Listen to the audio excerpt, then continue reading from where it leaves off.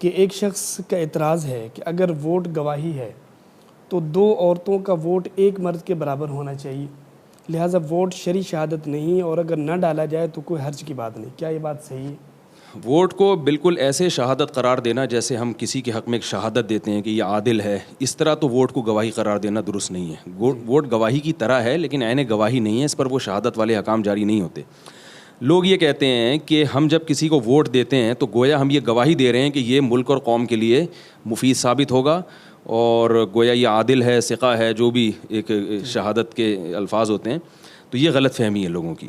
ہم جب کسی کو ووٹ دیتے ہیں تو یہ اس کی علامت نہیں ہے کہ اس میں کوئی خرابی نہیں ہے. ہمارا ووٹ دینا اس کی علامت ہے کہ اگرچہ یہ کرپٹ ہے، یعنی یہ بھی ہو سکتا ہے، یعنی یہ ووٹ دینے میں یہ بات مانی جا سکتی ہے کہ اگرچہ ہم اس کو کرپٹ مانتے ہیں لیکن ہم یہ سمجھتے ہیں کہ یہ دوسروں کی نسبت کم نقصان دہ ہے قوم کے لیے.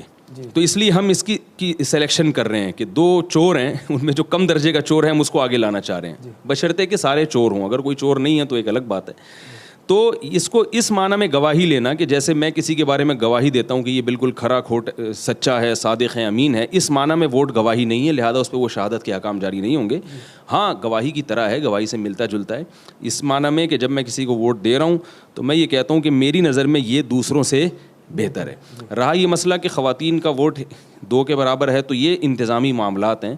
اس میں حکومت اگر کوئی ایسی قانون سازی کرتی ہے کہ خواتین کے 2 خواتین کے ووٹ کو 1 کے برابر قرار دے دیا جائے، یا ایک خاتون کا ووٹ 1 ہی مرد کے برابر ہو، تو یہ ایک انتظامی چیز ہے جس میں غور کر کے حکومت قانون سازی کر سکتی ہے.